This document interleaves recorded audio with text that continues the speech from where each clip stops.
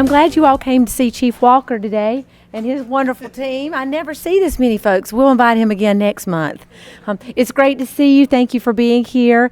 This is our monthly follow-up to our board meeting. It was good to see some of you and thankful for the inquiries that you sent about last night's board meeting. We were able to highlight with our board last night the wonderful job that our culinary teams are doing in our summer feeding programs. To date, we have fed or served about 2,700 breakfast meals and about 3,500 lunch meals across the Low Country for kids and their families. And again, we're really proud of the conscientious work our teams are doing to make sure that kids are served, especially in the summertime.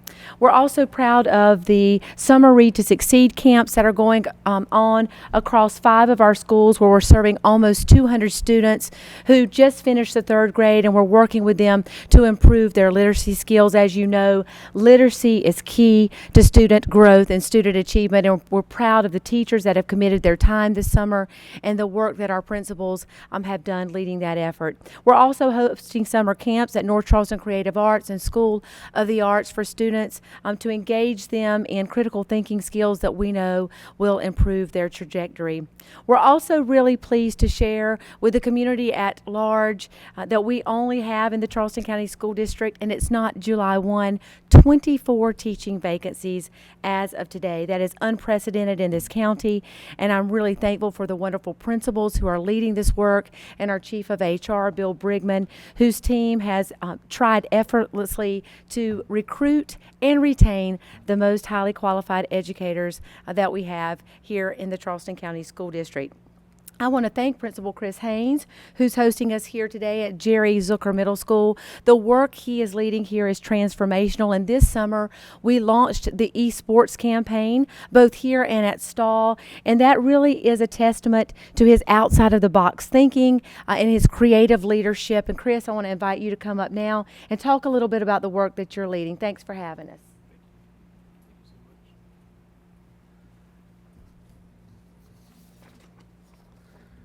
Great morning, and thank you for giving me the opportunity to speak with you today about the amazing things that are happening at Jerry Zucker Middle School of Science. We've just wrapped up an incredible school year, one marked by significant growth and progress. Our school climate has improved drastically, and we are seeing steady positive trends in both chronic absenteeism and suspensions, which continue to decrease each year. Most importantly, we are seeing academic growth across our school community, and that momentum continues to build. I would like to take a couple of moments to highlight a few of the initiatives that are making a real difference at Zucker. First, when you entered the building today, some of you likely noticed the energy of approximately 125 scholars on campus. That's because for the 4th consecutive year, we are the host to the NIWIC Cyber Camp, a collaborative effort between Charleston County School District and Joint Base Charleston. This week-long program provides students with enriching hands-on experiences in cybersecurity and STEM-related fields such as 3D programming, engineering, mathematics, and computer science, delivered by real-world experts from our community. Next, thanks to the support of Ms. Huggins, we transformed a classroom into a state-of-the-art eSports arena, one of the only middle school facilities of its kind in the state. Our scholars competed in several esports tournaments this past spring and won the majority of them. We're excited to expand that program into the fall. Through the district's weighted student formula budget initiative, we are able to enhance our STEAM program by completing a dedicated STEAM makerspace. This space offers students the opportunity to explore robotics, programming, physics, engineering, and more. Our STEAM coach works closely with core academic teachers to design interactive, standard-aligned lessons that brings reading and math concepts to life in meaningful, engaging ways. Finally, I want to recognize and celebrate 2 of our invaluable school partners. Under the superintendent's local initiative, we built a strong relationship with the team at Topgolf. It has not helped my game at all. Led by Ms. Jennifer Gregg, they've donated uniforms and school supplies, served staff breakfast during Teacher Appreciation Week, provided incentives like free golf coupons for families, and even hosted our end-of-the-year celebration. Additionally, the 628th Logistics Readiness Squadron, led by Senior Master Sergeant Jeremy Wade, has been a constant and welcome presence on our campus. From greeting scholars on the first day and various other days of school, packing backpacks with supplies, covering lunch and recess duties, to attending our evening events, they've gone above and beyond to serve our school. Both of these partners have played a critical role in strengthening our school climate and reinforcing our shared commitment to our mission, which is every student, every day, no exceptions, no excuses. Thank you.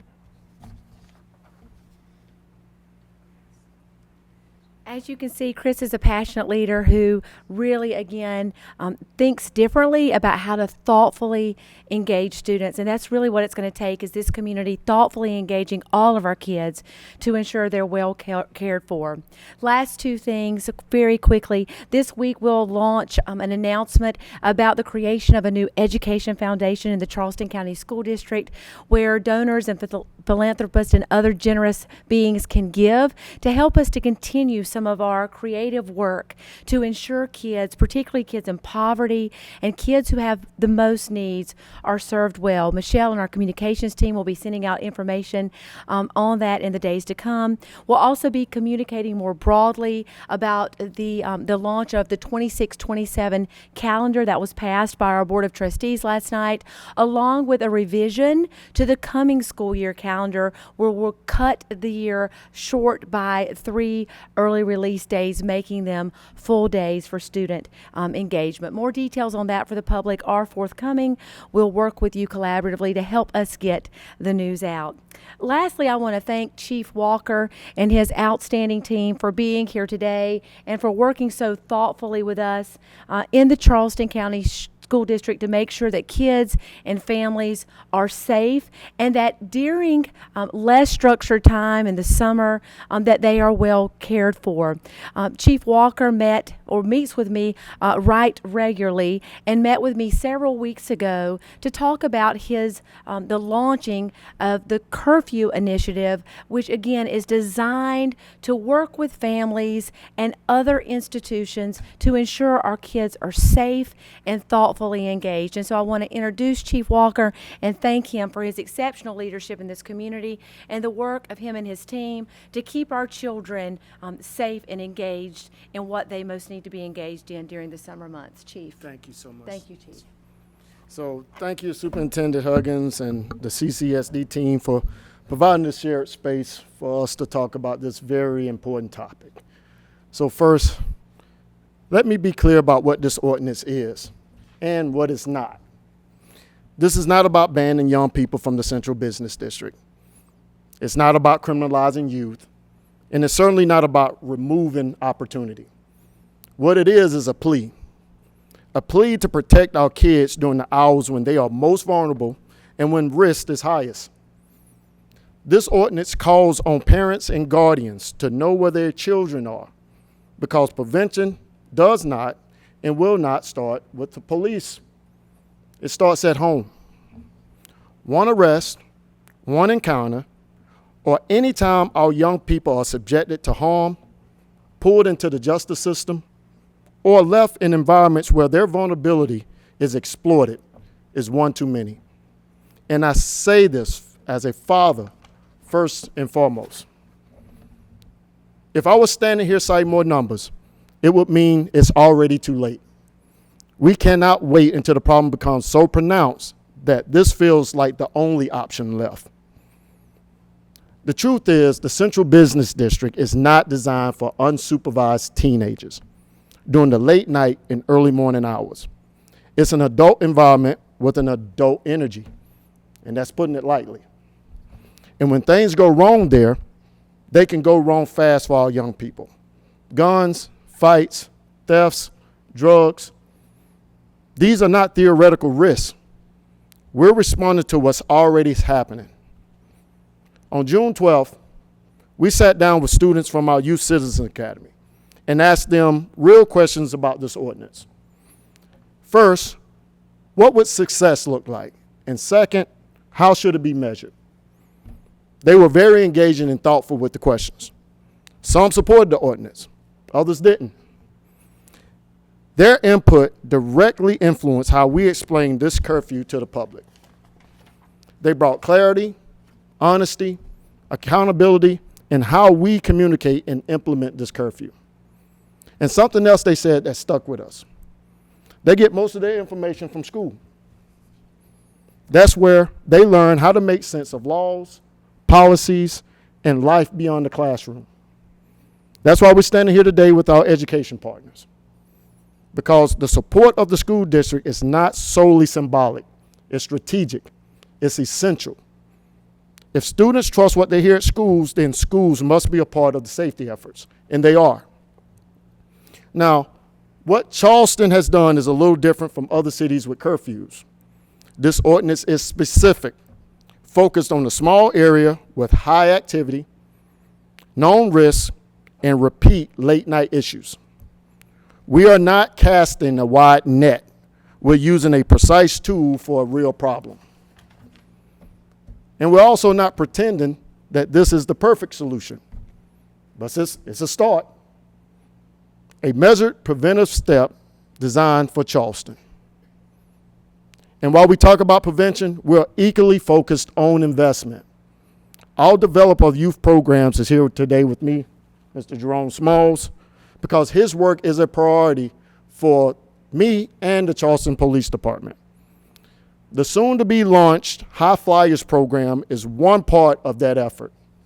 It will serve as a pilot program built to mentor and support the very kids we're trying to reach.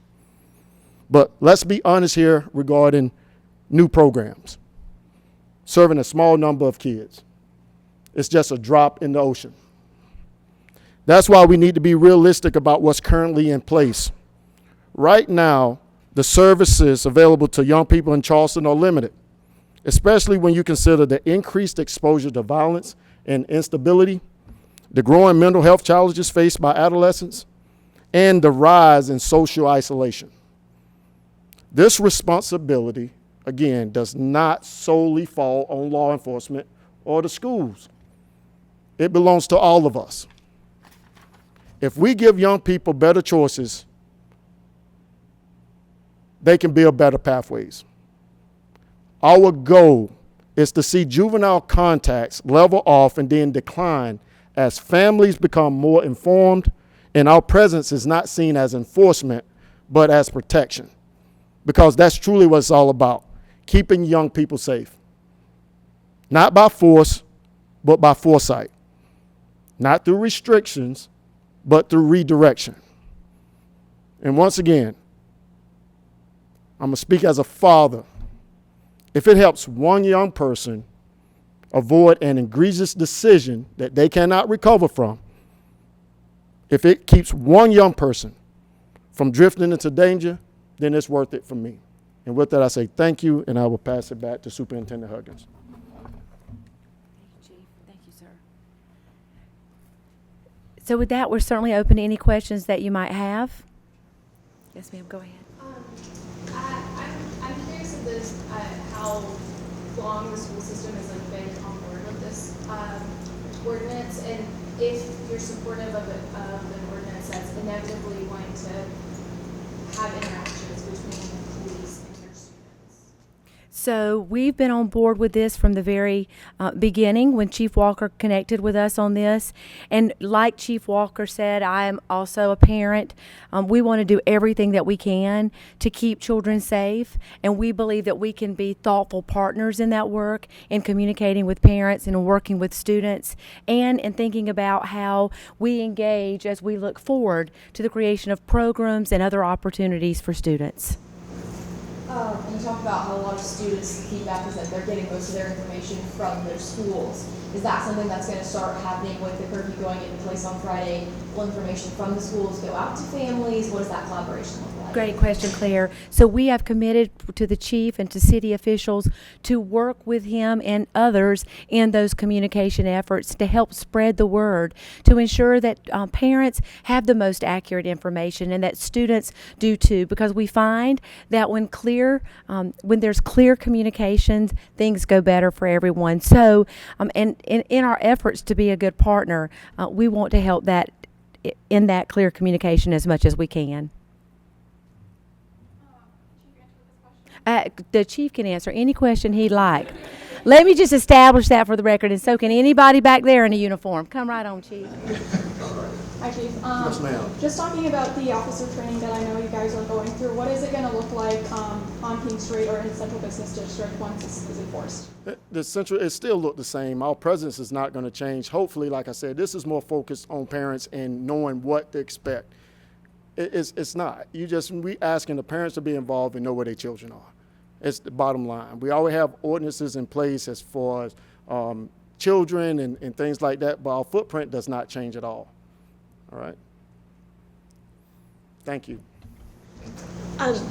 Obviously prevention involving, parents who now know about this ordinance taking that initiative. What happens when officers come into contact with someone underage breaking that ordinance?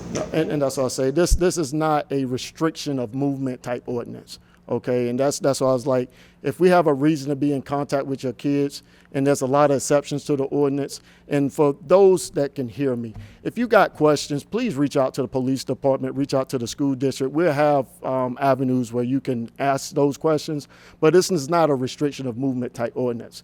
If we come in contact with your kid, it's going to have to be for a lawful reason, if that makes sense.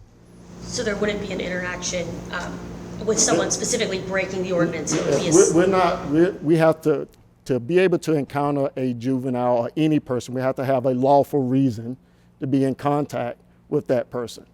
We're still the police department. That doesn't change. Okay? Thank you.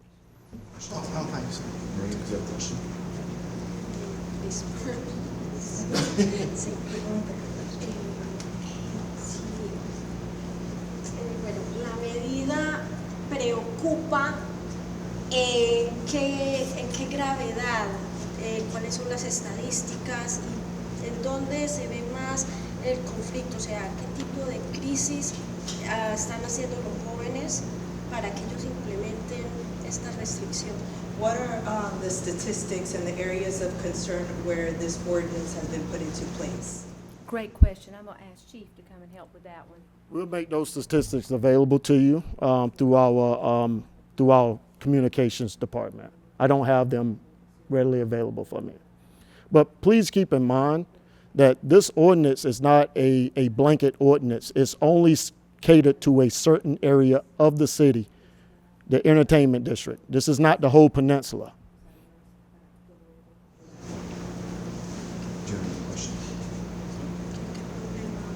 ¿Qué problemas hay? Es decir, ¿qué se tipifica en los delitos para que ellos, o sea, cuáles son los delitos más comunes que ellos ven en los jóvenes para que implementen este toque de queda? What are the most common crimes that you are seeing in the youth where this is being implemented? We see a combination of everything: alcohol, drugs, fighting. It's a wide variety of different contacts with kids. And then keep in mind, like I say, this is the entertainment district. At the hours of this ordinance has been implemented, most of the businesses are alcohol primary service facilities, so they can't get into almost half the locations down in that area. That's why the ordinance is specific to that area. We don't want to insert juveniles in adult locations between late night and early morning hours. Thank you so much. When this goes into effect Friday, is there any sort of grace period, learning curve, or is it full force? Everything is an educational period, and that's also discretion. But that's why it's so important to get the information out now. But no, it will be an educational time to teach the community what we expect in that area of the city. Thank you, guys. Yes, go right ahead. Yes. The board approved raises for them tied to the same amount as classified employees. I wanted to know, did you have any comment on that? Can you ask me that one more time, Okay, sir? I'm a lot older No, than you. you're fine. You're fine. Okay. So the board approved raises for them tied to the same amount as classified employees. I wanted to know, do you have any comment on that? So I'm going to ask our Chief Financial Officer, is your question about board raises or classified employee raises? Right. So the board raises, that's the same amount as the classified employees. So Daniel Prentice, Prentice, our CFO, I'm going to let him come up and talk a little bit about policy BID Okay. and how that changed. Perfect. Thank you, and I appreciate that clarification because I was about to start talking about the raises we were giving to our classified staff in this budget. So policy BID, the board gave first reading of that. That adjusts compensation for the elected board members, and there's a stipulation in there that the amount will increase annually based on the same amount provided to classified employees through CCSD. So, for example, that scale is increasing by 3% effective July 1. So if we were to do a 3% increase at July 1 of 2026, the compensation for board members would increase by the same amount.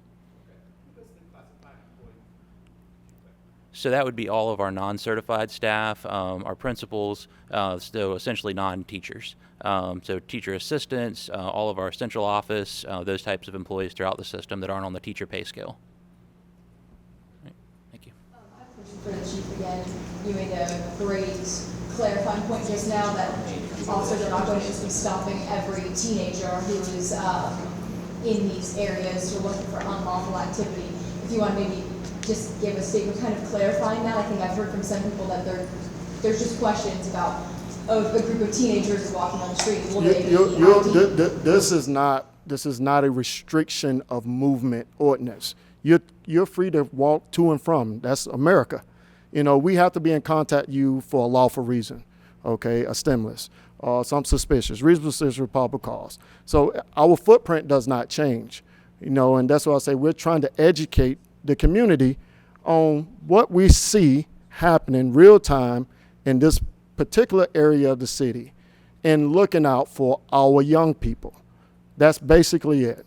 But this is not to prevent them from moving. They can come to and from, you know, but if they're hanging out in parking decks, surface lots, on the side of the bars, we're gonna have a problem. And it's that simple. It's really that simple. I really ask the community not to overcomplicate this, because it's not. It's that simple. I think that's where the confusion is coming in, because is hanging out on the side of the bar or in a parking lot. Are you trespassing? Well, That's a surface lot. So it don't change. Our footprint, we enforce the law. We will continue enforcing the law in this particular area of the city. So there is no confusion on our part. Our footprint does not change. Okay. Thank you. I have a question for Ms. Cummins. Can you talk a little bit about what the communication looks like from your, I don't know if it's from you directly or from principals or? Sure. Our communications team is going to work with the city's team to send out messages to make sure to double up on messages to families about the ordinance and what the expectations are for students during this time specifically, to again make sure that communication is clear. That's really important to us as we work thoughtfully with our partners. Claire. For the chief, again, I know the ordinance, it lays out possible penalties for the adults, guardians, that goes back to the accountability that you were talking about. Do juveniles themselves face possible penalties? What does that look like? Everything with juveniles right now, like I said, footprint don't change. If they come in contact with law enforcement for a municipal reason, it goes through the family courts. It's not changing, okay? Are there any kind of community efforts to make sure there's a kind of prevention method if it gets too far, if people are hanging out in these spots in central business? That's what we're talking about with the program. That's what we're talking about, partnership with the school district and even the churches, the community. This is a community effort. It really is. And that's why it's so important for us to be talking now. You know, I don't want to wait till we have what we call lawful but awful incidents downtown, and then everyone has a solution. But it's usually too late at that time, especially when you start talking about adolescents. And I know the question got brought up earlier with adolescents versus adults. Adults can think for themselves. You know, I don't have to call a parent if we come in contact with your adolescent that's of age. But the footprint for the police department, if we came in contact with any juvenile, we have to call your parents unless it's a felony. There again, everything we're doing now is prevent that from happening. All right. Superintendent Huggins, with the abolishment of constituent boards, can you break down what are the changes to these policies? You got some good questions today. They're just coming out of nowhere. So thank you for that question. Effective July 1, as you know, the governor did sign the House bill that abolishes constituent boards. And so the roles associated with those constituent boards, the drawing of attendance lines for students, will be managed by our Chief Operating Officer, Mr. Jeff Baroe, who managed, right here behind me, and his team. Currently, Mr. Broe and his team made those recommendations to the constituent boards.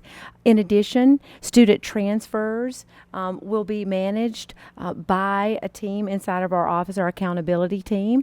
They'll make recommendations to our board through a panel like structure.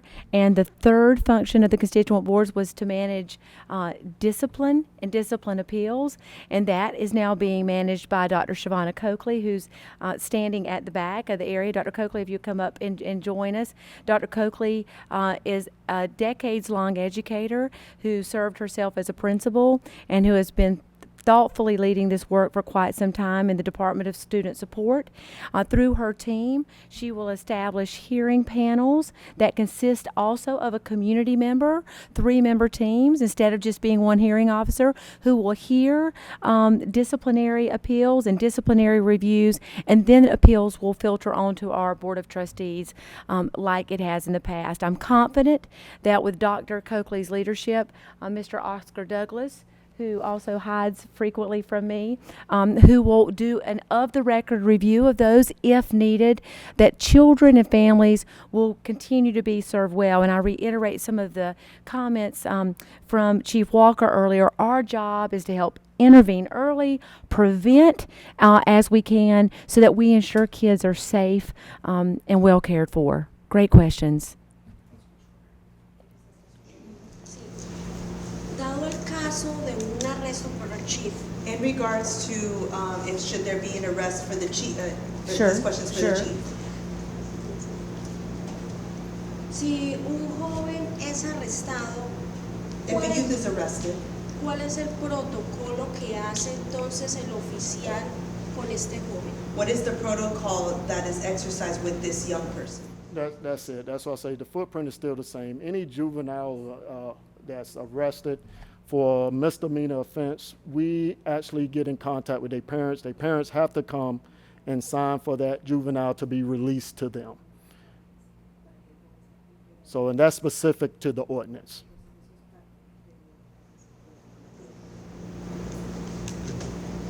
So we want to thank you for being here. And what I want to say as we wrap up is this.